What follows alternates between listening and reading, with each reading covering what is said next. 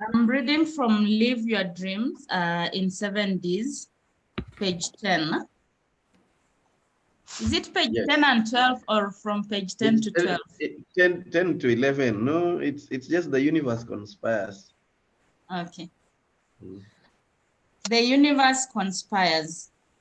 A way shall be created to him who knows where he is going. Once you know what you want and have become very clear about it, you are now more likely to achieve it than ever, even miraculously. And mostly so. Why? Because you are starting to be in harmony with the greatest creative energy, the universe of power. You are starting to invoke your natural powers that make you a god, being the image and likeness of God the Father. This is where everything starts to work in your favor to ensure you get that which you are working on. We shall discuss this in this book, bit by bit. It is written in the scriptures. All things work together for the good of those who love God. Seen in another way, the converse is most likely true. But what I want to emphasize is that once you are already mentally clear about your goals, your dreams, a way shall be created to aid you achieve it because every force in the universe starts conspiring to work for your good or otherwise, depending on what is clear in your mind. Thank you. Thank you. Thank Thank you so much, Carol. Just to introduce the speaker of today, this is a man that you have known. He is the founder of Power Monday. And when I asked him for his bio, he was like, Noel, just introduce me how you know. By now, you should not be asking me for my bio. Okay, I will introduce him. So Otieno Paul-Peter travels around the world speaking to people, teaching and training. He shares thoughts and ideas that transform lives. Otieno holds a BSc degree in physics from University of Nairobi, plus a host of other professional qualifications. He worked as an IT instructor in a leading institution, went to be a network engineer with a Pan-African ISP before embarking on full-time entrepreneurship. He started his own enterprises and currently runs a number of businesses, including Live Your Dreams Enterprise Limited. Otieno is passionate about talks, trainings, and team building. He is living his dream. Thank you so much, Otieno Paul-Peter. Karibu sana. Thank you, Noel. Always good to have you, and more so to moderate, because it reminds me where we all started. You know, today the topic is the power of a contact. Yeah, that life gives us chances, and we make the choices, and that's the most important thing. Apparently, even from what Caroline just read for us, and that's what makes it most relevant. The universe conspires. That which is in your heart, that which you set out to do, the universe arranges for you to meet the right people at the right time, to get the right opportunities, to uh, arrange even the winds to blow in your favor. And that apparently is part of also a poem I was thinking we could even read, which I also wrote in that very book on page 3. If only I know where I am going, then no one will hold my loin. For in my favor, even the winds will blow, and to achieve it, my ability will grow, so long as I know where I am going. No one achieves any greatness alone. You always need to work with other people, and most times you are just a couple of contacts away. Problem is, enough of us specialize in breaking contacts as opposed to building contacts. And that is the biggest tragedy that people have, or that people meet in trying to achieve their dreams they literally sabotage their dreams. The universe is conspiring. God is trying to arrange your ways or direct your paths, but then you erect roadblocks and create your own troubles along the way, because we do not harness the power of our contacts, but we sabotage, so to speak. And so whenever we meet one contact, perhaps it can change, that one connection can change the direction of our lives. But most times we are cautious people, or we are either too proud or something, or we are just negligent. Yeah, we take it lightly and we lose opportunities. And I will share a couple of stories related to that.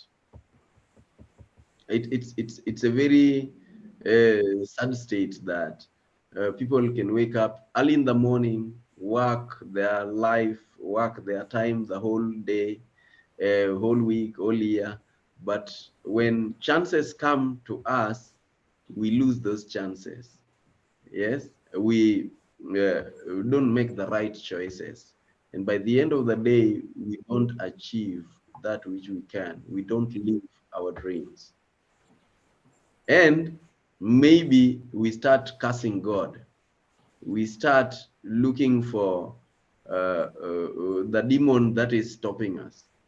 And yet, the Swahili people, now that we started on Swahili note, the Swahili people say, kikulacho kinguoni mwako. Many times when we were taught this, they told us that it means your enemy is just around you. It can't be anything like that. Most times the enemy is you are the enemy. King Woni Mwako, he is within your clothes. She's the same person putting on the clothes that you're putting on, literally speaking. And so we've got to grow beyond that. And that simply means we've got to start to harness the contacts that we have, the chances that God brings in our direction. Power Monday started sometimes, I think, in 2020. It was during COVID. I had been thinking of what to do with people who are looking like it's the end of the world. The situation was desperate, and I knew something was terribly wrong. Not with the economy, not with the country, nothing to do with COVID. It was wrong with the minds of people. Our lives revolve around what is going on in our minds. And so I knew for sure that there was something that needed to be done. The problem is I did not know how to do it, or at least how to get started doing it. And nobody was going to do it, or it appeared like not very many people knew what ought to be done. Everyone was preaching masks, wash hands, all sorts of things that apparently even the people who did them still ended up in trouble. A lot of things that we experience, a lot of the experiences we go through emanate from the mind. And so when I was thinking about this, one afternoon, by accident, I jumped into a meeting. I had just been recently added into another WhatsApp group for pro-life Africa. Yeah, and this was a contact I just made. I can't clearly remember, but it was also through WhatsApp, and we started chatting, and I said I belong to St. Paul's Family Life Group. And then this gentleman, I think is called Wolfgang, told me, why can't you join our group for pro-life? He asked, do you know Anne? I'm giving you her number. I said, I know Anne. Anne was in the university well after me, so we are known to each other. And he said, tell her to add you to that group. So I told Anne, and Anne added me to that group. And there were lots of things that were going on there. People were discussing all sorts of troubles that people are going through. Apparently, that is the nature.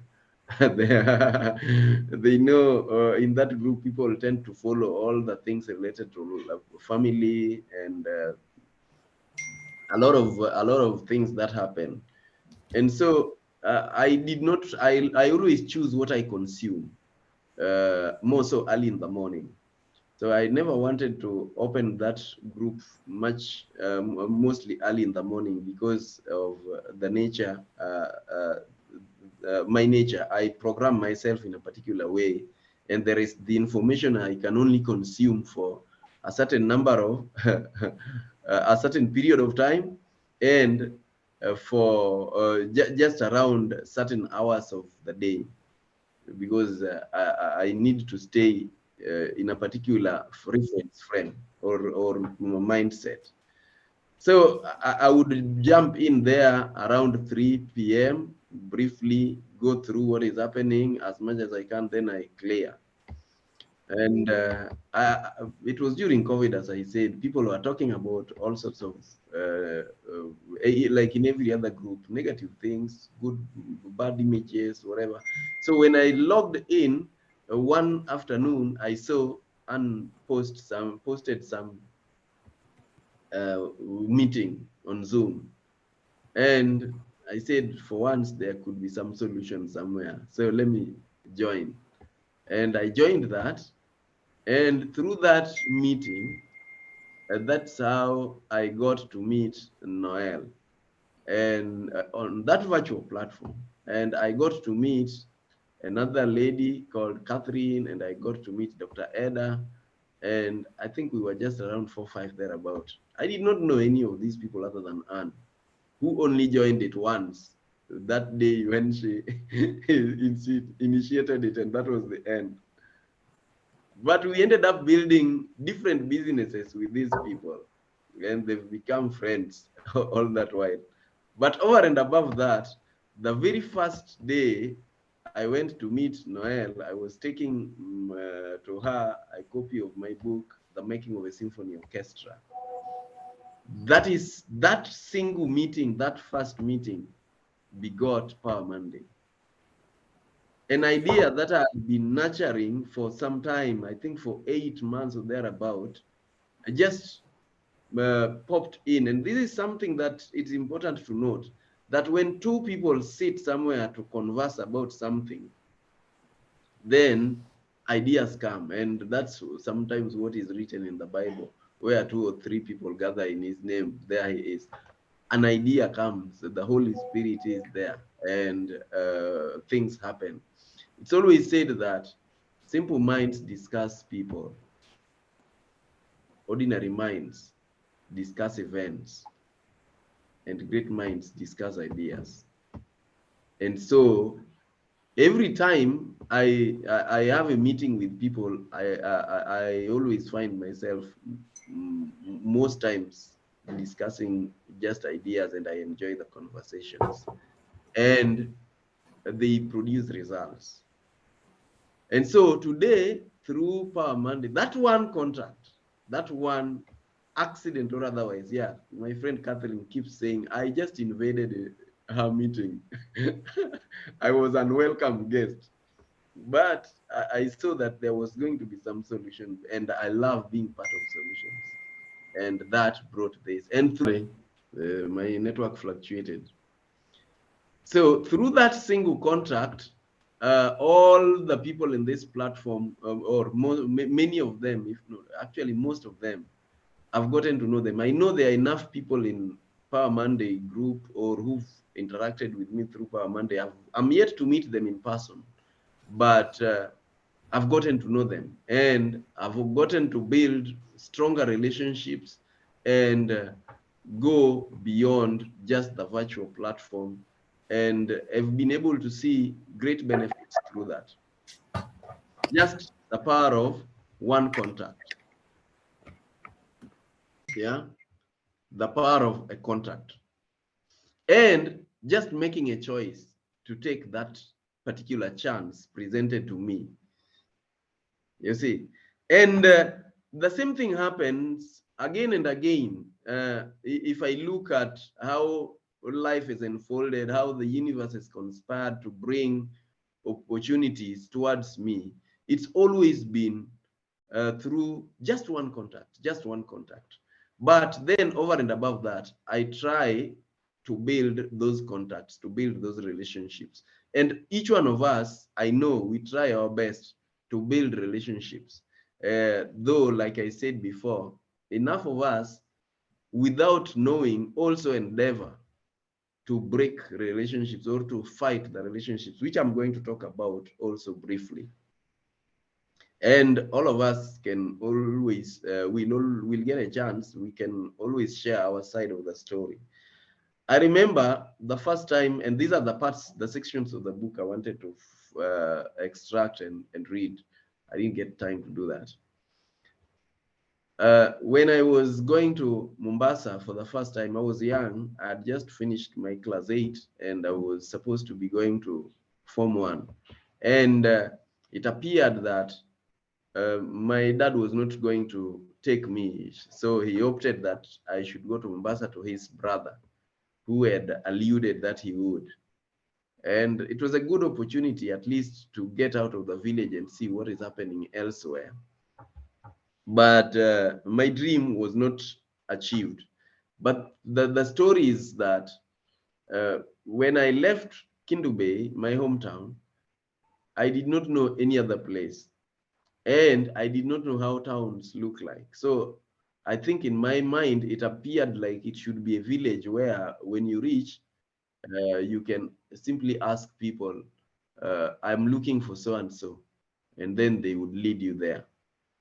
Now, the only thing I had done so that I am picked by him at the railway station was to write a telegram. Some of you probably remember Telegram then. It's not the Telegram that we have today, which is an app. It was a physical thing that you write and you give to the post office. And then I don't know how it was to be relayed, or I didn't know, at least as at then. And they would count the letters that you use, the characters that you use in forming the message. So I sent some telegram for this uncle of mine to pick me at the railway station, Mariakani. I didn't know it's called Maria. I later learned. So I didn't know how long it would take, but I later realized that it was going to take 2 days to travel from Kindu Bay to Mombasa because I was going by train. When I left home, my grandmother put me in a matatu that would lead me to Kisumu. I'd not been to Kisumu. Our place to Kisumu by road, it's about 90 kilometers. It's about 80 something kilometers. Yeah. Apparently across the lake, it should be less than 20 kilometers. But there were no ships then, so I would go by road. And she told the matatu conductors to leave me at a certain stage. That particular stage was their local stage because my grandmother is from Kisumu. So from there, I would ask for his brother's home, her brother's home, and the brother would pick me. I would go there, and one of his sons would take me to the railway station. So when I went there, I arrived, and now this brother of hers, used to be a police officer. And so he knew a lot. And I'm told even my father lived with him a good part of his life when he lost his dad. So he started lecturing me. Mombasa is not a village. You cannot just go there and start asking for people's names. Where is so and so, and then they lead you to where that person is. Then I said, I wrote a telegram. And told, do you know how telegram works? How about if he's not received it? And the reality was dawning on me. But my thirst for education and my thirst to live my dream was burning inside me, and I jumped in faith that I just had confidence that something is going to work somehow. Yeah. So in the evening, they led me to the train. It took a whole night, not to say that I didn't even have money to feed on through the journey. So I got to meet somebody in the train. I don't remember his name. I don't even know if he told me his name, but it's been ages. And we started chatting. He was way older than me. He was also going to Mombasa. So when we arrived in Nairobi, the very first time I landed into Nairobi, this land of opportunities, yeah, I was stuck at the railway station for 12 hours because we arrived in Nairobi at 6 a.m. and we were to leave again at 6 p.m. I don't know anywhere in Nairobi, but I've got to stay there at the railway station to wait for the evening train that takes me to Mombasa. So I was around this guy briefly, but then he would move a lot outside. I feared moving much, and also I did not have money to spend. So I was just around the railway station for those 12 hours. And then in the evening, I think he shared with me some other things to buy.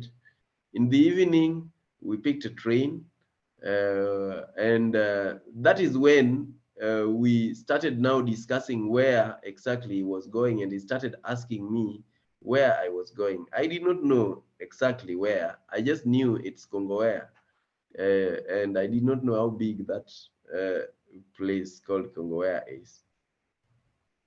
Long story short, when I reached there, whoever was to pick me didn't appear. And I'm a guest here. There were no mobile phones. I can't find out where to go. Now, here's the other thing. People speak Swahili there. The type of Swahili they speak, I've never heard in my life. I grew up in the village. Swahili was the least you could expect me to speak. At least I would speak English. And then this place is very hot. And when I arrived in Mombasa, it looked like it's 3 p.m. But I learned that it was just around 10 or towards 11 or something like that. And so this guy is here with me. He asked me, so what are you going to do? This guy is not there. And he tries to find out where exactly I'm going, and I'm saying Kongowea, and he's also going to Kongowea, and then tells me, let's go. Maybe we will find him. I said that he told me he was going to his aunt who was selling alcohol. And I knew that my uncle at least used to be alcoholic, used to drink. So now that's the beauty. So when we went there, he asked his aunt, who asked the people there who are taking alcohol, and they said, oh, we know him. We'll take you to his house. So just stay cool. And they gave me tea. You can imagine it's very hot. They give me hot tea. But a short while later, they led me to the house, and I found the gentleman seated, reading his newspaper. And then he says, oh, by the way, I came there, but I had stepped out to read the newspaper, to buy the newspaper. Well, I didn't want to go to the details, but anyway, one contract saved my life. And the same thing happened when I was coming to Nairobi. The person I was to call, and that is now when I had started to come to join the university. I also just had one contract. The contract, sometimes the people you expect are going to help you will not be the people to help you. And that is what we say. Sometimes we impose our own, sometimes we impose our own ways on God. We want him to act just the way we want, instead of letting him do it the way he should do it. You see. So when I picked a contact of somebody who was bringing me to Nairobi, who was to host me in Nairobi. I arrived and I called, and he didn't pick. And I love to say he's never picked. And that was many years later. Well, he died already. So the contact that I just got along when I was just leaving home, passing the next home, that next home, we are relatives also. Oh, you're going to Nairobi, pick this number, call my son when you reach there. I'd never seen this son of his because I grew up when he was already out. And so I did not even know the person I was going to call. So I just picked it because I was given, and this old man, we were good friends. I loved sitting with old people, by the way, and listening to them. And so I picked this, and this became the rescue number. When I reached and this one wasn't going through, I called this one, picked, I ran out of cash. He called me back on the booth. It was a miracle. How did he know my number? I did not say it. I didn't even know that it appears on a mobile phone when you call. And he came for me. We are looking for each other, people who don't know each other. And that has become my single most important contact in Nairobi. Lived with me, took me to the university, and even when I didn't want to graduate, I don't fancy parties. So when I had finished my college, there is graduation, whatever, I said, no, I'm not going to do those things. I don't even have money to go pay for those. Then he said, no, you've got to do it. And he went ahead and paid for it. He said, you've got to. And it's built me, helped me to shape my career, told me I wanted to learn lots of things. And then he told me, no, if you want to learn all that, you've got to do electronics. That's how come I did physics, I did electronics, and I ended up in all these other things, and it's shaped a big part of my future. So what I'm saying is, let's not take lightly the contacts that God bring to us. And it could be a contact through Power Monday. It could be a contact through meet and greet that we always make. It could be a contact through church, through whichever club, wherever. But they translate to be big things in your life. And as I said, some of us always sabotage these contacts. And one of the ways is we impose our own beliefs on people. Yes? If I believe, for example, that that it's good to wake up early in the morning, yeah, at 5 and start jogging, then I will impose it on people that you should wake up early and start jogging. If they don't wake up, if they want to do it in the evening, then they are wrong. That is not the way to build a relationship. Yeah, that is the way to fight relationships and lose contacts. If you believe something, your belief is okay. I should appreciate your belief, and you should also appreciate my belief. We were born differently, we were brought up differently, and so we acquire different sets of beliefs as we go on. You see, so we cannot be going on everywhere, judging people because they don't look like us, because they don't think like us, because they don't speak like us. Maybe they're not as fluent as we are. They're not as tall as we want them to be, not as thin, not as whatever. No, no, no. We've got to know that God created us differently, and so we've got to be able to harness our diversity, our relationships, and build each other on that. Yes, we could share the reason I believe what I believe and the reason you believe what you believe, and find out whether there is something we share in common, and we build on what we share in common. We cannot change people. Apparently, people can change themselves. We can only share our thoughts. We can share knowledge that we know, but as to whether they are going to change is their own trouble. And even Jesus tried it. He ended up on a cross. You see, so we've got to know that. We've got to know that. Number two, I'd like to discuss a few ways through which we can nurture and build relationships. And one is, be a person of value. We need to be getting into relationships as givers, not as takers. Yeah. What value am I giving? People, generally, people have their own interests. People have their own needs. And if we appear in a relationship to be the needy ones, then we end up sabotaging. Yeah. Let's be big enough. That's not the way to build relationships. Yeah, and that's why for platforms like this where we share knowledge, it's good. It's a good thing to come up and share something you know, something you are passionate about, and more so something that unites us. You cannot share something that will divide us. There are things I usually avoid personally. Yeah, there are discussions I avoid, and one is discussion related to religion. This is something as I grew up in a place where we had all sorts of faiths. We were predominantly SDA.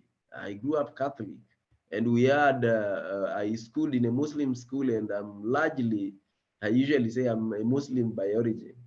You see, so I knew throughout my life I tried to avoid discussions of faith because that is the way I grew up. People were always discussing and bombarding me with how wrong I was. And I later learned that it made me stronger. I discovered more about religion, whatever, and I allowed that to be.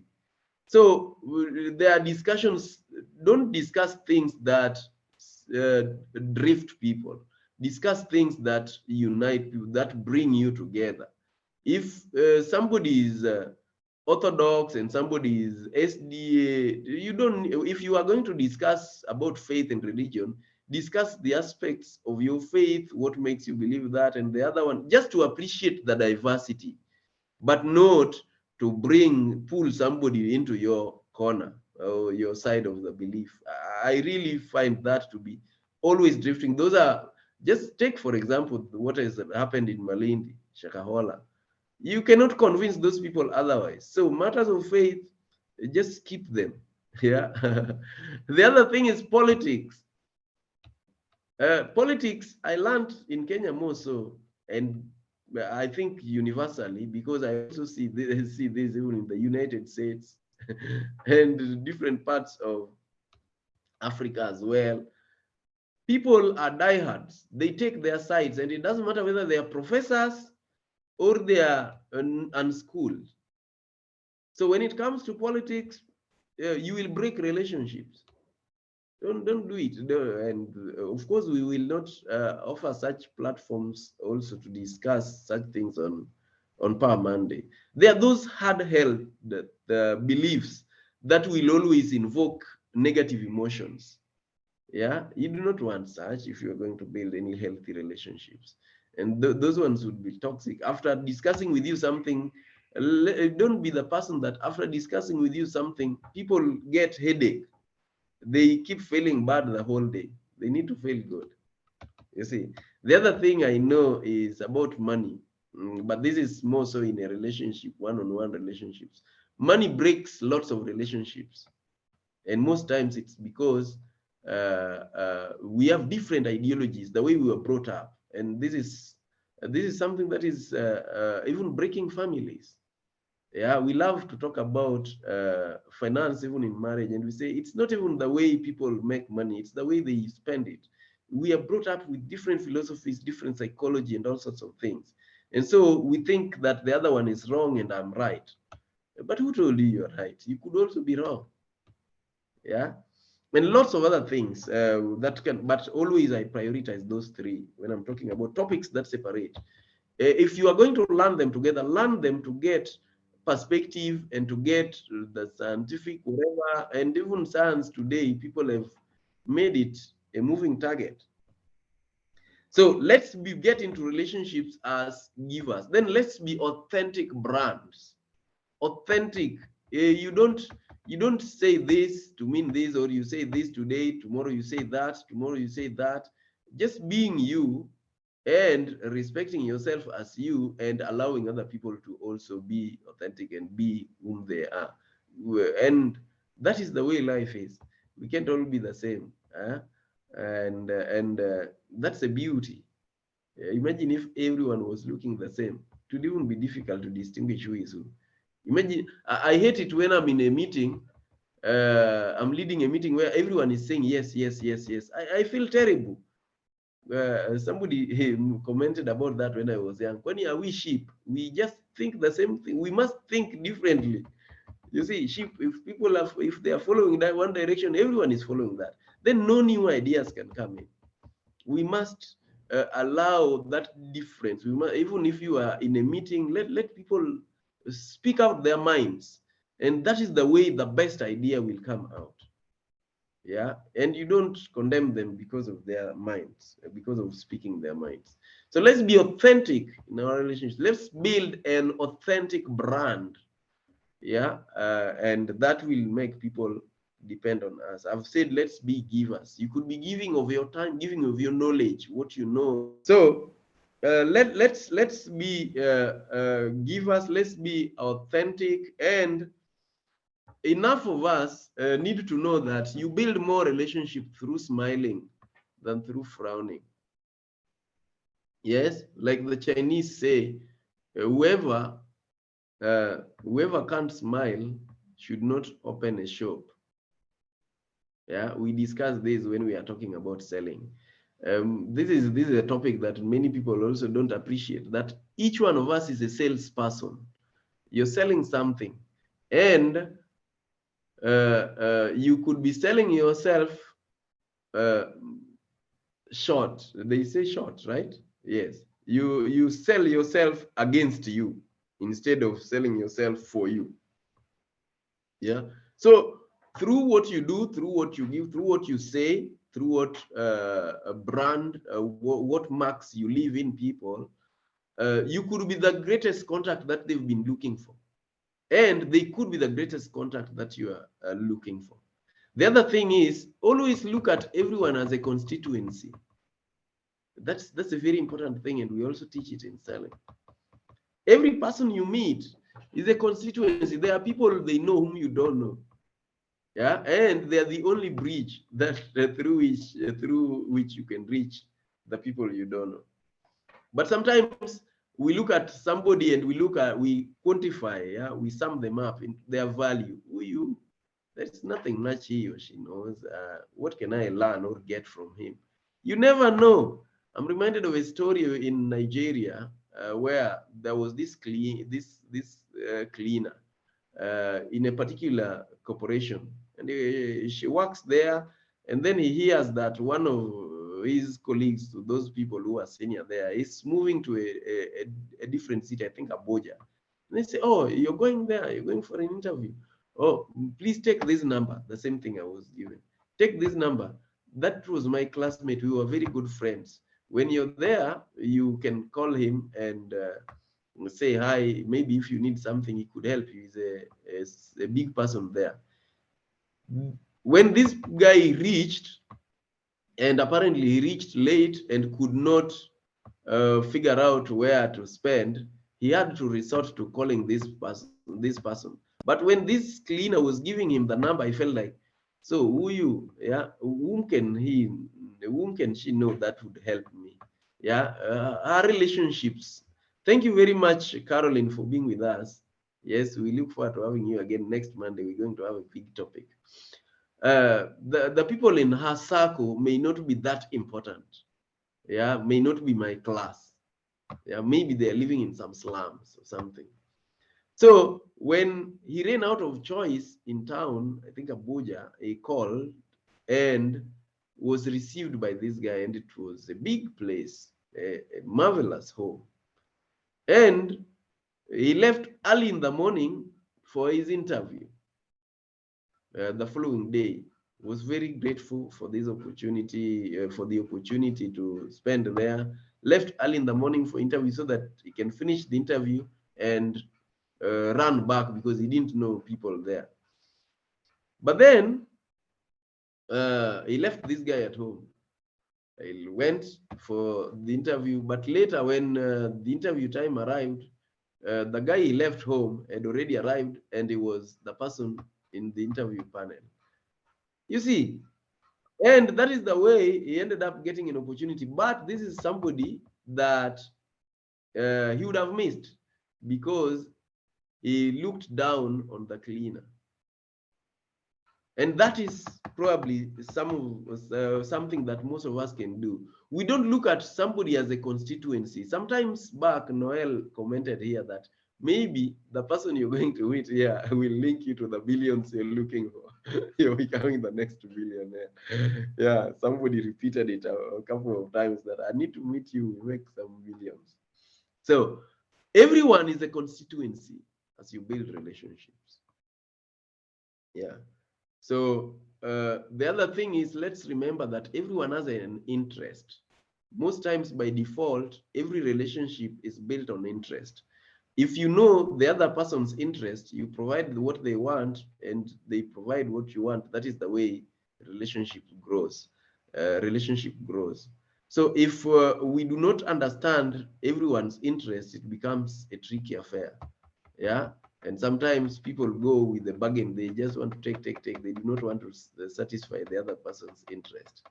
So it's good there to, and some of you who've known me long enough, I don't usually share the book things. Yeah, those things that people just Google and they are just academic.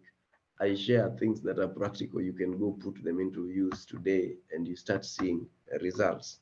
So I'd like to stop there. It's already 8 and people can contribute. Maybe one contract that made the whole difference. Whatever we've been able to discuss from the beginning, I started by even the whole Power Monday today and all the people was just one contract. It was just one mistake or one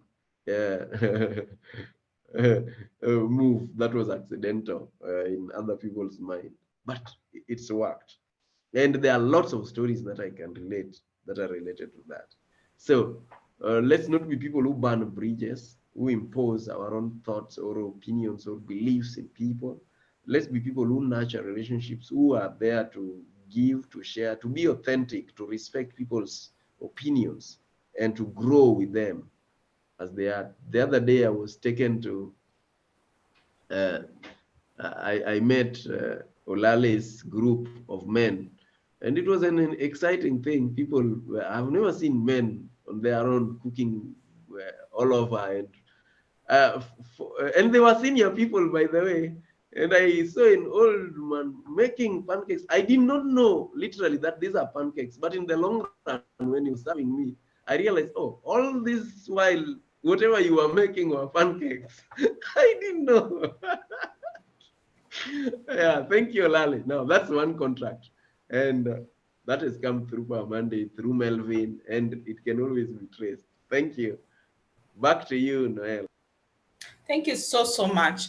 As you're speaking, I'm just reminded of this. I read, I think it was just an excerpt from a newspaper of this guy who was saying that he uses the UN road, and you realize that at some section of those areas there are no matatus. So he decided to be giving some watchmen lifts. And then one day a certain watchman asked him, why is it that you're always lifting us? Like, why is it that you open like the door of your car for us to come in and then you drop us and you don't, like, it's not like you're slicing us or you're telling us anything. And the guy was like, it's because you and I both are going out here to hustle for our families. So the guy decided to give them his business cards, and life went on. Now, 2 months after that, this guy is called for multi-million contract. And guess who connected the guy with the contractor? It was the watchman. So the guy got a contract. The place where this guy is the watchman, it is a multi-million contract. And then he was saying how he's planning definitely how to take the watchman and everything. So he was just talking about the power of a contact. Just that one contact from a watchman. Eh? I mean, this is someone when you'll pass on the road and just, please, you get me. But that contact with the watchman gave this guy a multi-million contract. So guys, I think I would want to know your stories of just that one contact, just one contact. Yeah, I think for me, apart from Otieno Paul-Peter, there's someone here called Dr. Melvin Glimmer. Guys, Dr. Melvin Glimmer. This guy, And it's interesting that he knows someone who knows someone who does what. I can't stress more. Yeah, so just make good use of the contacts that you get, even in Power Monday or wherever it is. Like very many times I go on Power Monday wall and I'm like, guys, I need this. The other day last week, I needed help. And I called Dr. Mwangi. Dr. Mwangi is on the Power Monday group. You get me? So you'll realize that just that one contact, just that person whom you meet is able to connect you to some other people, very many other people that you needed to meet. And maybe if you would not have met this one person, you would not have met this other person. So back to you guys. Lydia Mumbi says, I started my career by help of the security guard. I went to drop my intern application forms in all organizations I would think of. Then this organization, I went to have a chat with the guard, asked him if he can secure an internal job. He took me personally to the MD since they have a rapport. And that's how I got an intern. After 3 months, was absorbed in the organization. Yeah, thank you so much, Leah. And guys, those people that you look down upon, those watchmen, those cleaners, they're the ones who know the nitty-gritties of these organizations. They're the ones who will tell you, Madam, ukikuja ufanye hivi, uende hivi, ongea na nani, ongea. So these people who very many times we think they are the insignificant people in the organization, those are the people. Those are the people. I kid you not. Thank you, Lydia, for sharing. Lydia, thanks. And that was most likely because she went and didn't look down upon on this person and started chatting and most definitely smiling. Yeah, sometimes we tunaweka sura ya kazi, we do not want to listen, we do not want, you feel like, how will you help me? No. That's beautiful, Lydia.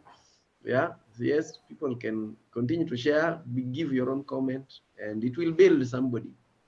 Yeah, they say acres of diamond.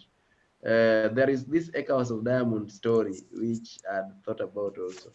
Sometimes the people you are looking for, they're already around you, but you want to look elsewhere. You want to travel abroad. You want to go elsewhere. They're already there, right under your nose. Thank you. Hello. Yes, Odiambo Olale. Good morning, everybody. How are you? We're fine. Good morning. Thanks so much, OPP, for such a good presentation. And in fact, what you're saying makes a lot of sense to some of us, especially who have been in communication. And that is a kind of people who are usually looked down upon, the security guard, the secretaries. In journalism, those who are our key news sources. I still remember a big story I covered for the nation media at Kenyatta National Hospital. The tape was from one of the guards and the secretary saying that these Wazungus who have come here at the expatriates and almost 10 million was spent, no, $1 million was spent just to renovate the offices because Wazungus are coming. It was a big story. By the time I did more investigations on it, and we published the story, in the next week or so, the Wazungus were in a plane heading out of the country. They were kicked out because it was such a big scandal. Kenyatta Hospital was having problems with finance officially, but meanwhile, they were spending so many millions on these expatriates. So just like OPP said, though it's very, very important to be humble and treat people right, because you never know who knows who where. And in Kenya, we are still having that culture of you must know somebody. So if these small askaris, you think that they don't know anybody, wamejua watu. So you better not step on their toes badly. Thank you. Thank you so much. Thank you, Rhoda. Rhoda is saying this has been a good presentation. I've learned valuable things. Paul, you're always an inspiration. Yes, you are. Otieno Paul-Peter, you're always an inspiration to us. And by the way, again, I understand there's someone who got a job through Power Monday. Just that contact. So great point, Paul. I was thinking about the people around us. Even when you travel to the village, etc., I think it is important to value even our young ones, since we do not know what they will become. Very, very true. That is so true. This is Martha. Martha Hi, Ann. Martha. Hi. I got to know you through a contact. Noel. Oh, I am passionate about crisis pregnancy, and I'm pro-life. There's a lady called Jeannie Rizek who we used to sing within choir at Valley Road. This lady is okay, she would be called strange because she had very many rules around her. And she used to stay near my house in Gumo, and I always needed a lift there. I didn't see why I should pay a matatu when whatever. So we became friends. But people never get into a car because she had rules. Seatbelt, Nini, all those. She had so many rules around her. This lady, fast forward, I ended up being housemates with her. Number two, one day she told me, you love making things. I love making just jewelry, anything. I can make anything with my hands. I'm a Chinese that way. So she took me to the rehab. She told me there's a place I wanted to teach girls how to make things. I ended up at the crisis pregnancy rehab, which I ended up being the coordinator to. I didn't know what they were doing there. But through that, I got to know, I got to get counseling actually for things that were in my past. But I got to know so many people. Akech, I know Dr. Eda, I got to know Noel. And it's what I do. That's the essence of what I do. That is my calling. I've tried to live being pro-life and working with girls, teenage girls who are pregnant, because it's a very tiring place. But that is why that's why I thrive, actually. And that's why I'm building my dream by building other people's dreams, these girls' dreams. So the power of contact. Onyango Lale. I've been also in the media industry. That was my first paying job. And I landed, I did system management. I went there and somebody told me that it's hard to get into the mainstream working. But can you be amatoka? Can you go to the sales department and sit there and just try and sell advertisement? I went there and in 2 weeks I had earned 100,000. And I said, what? This is where I need to be. Number two, sitting in an office for me will make me go crazy. We used to go out and come back. But I ended up in the Millionaire Club. But because every organization has a watchman and a receptionist and a secretary. Make these people your enemies. You'll never get into those places, into those offices that you need to get the signatures, you need to get the orders, everything. So I learned that. Later on, getting born again, I was told the power of networks, which is just the same power of contacts. These contacts that I've built when I was working in Nation are the same people I always go back to when I'm selling anything I have. These days I sell Jesus, and that's what I do. So whenever they see me, tell me, Martha, what are you selling this time? And that's how I've made it. So the power of your networks, it's your net worth. See you guys. Thank you. Thank you so much. Thank you so much, Martha. Martha is such a mother. She is such a mother. My goodness. So I'm just reminded, I was listening to this Nigerian guy. What is his name? He's so prominent here in Kenya. I've forgotten his names. But he was saying when he goes somewhere, the first person he befriends is the watchman. Because, guys, the watchman is going to determine if you're going to come in or you're not going to come in. Those guys, they seem insignificant, but they are not insignificant. You get me? So he's like, very many times he will tip watchmen and everything. Trust you me, if you go and the place is full, there's no parking, they will get for you a parking. Sawa sawa. So great point, Paul. I was thinking about the people around us. Very true. So let us learn just to respect people wherever they are, even that person that you think is insignificant, even that cook, even whoever it is, the cleaner, anybody. Kindly, you never know. You do not know the contact that you're going to make with these people. And even apart from the contact, please let us just be good people. Let us be good people. So I have 1 minute to go. And guys, I thank you so much for joining us today. We do this every Monday. Every Monday, we have to start our week on a higher note. For us, we do not have like, oh God, tomorrow is Monday, or no, we don't like moody Mondays. So that is why we set pace for our weeks. And it's interesting. If you just start setting pace for your weeks, for your day, you'll realize that you'll have energy to take you through the week. Sawa sawa. So thank you so much. And also we have our WhatsApp group. I know Otieno Paul-Peter has posted the link on the chat. We have a WhatsApp group. If you want to join the WhatsApp group, kindly just go through the link and then we will let you into the WhatsApp group. And guess what, guys? The meet and greet is coming. Very soon I will be announcing the days for the meet and greet, and it's getting bigger and better.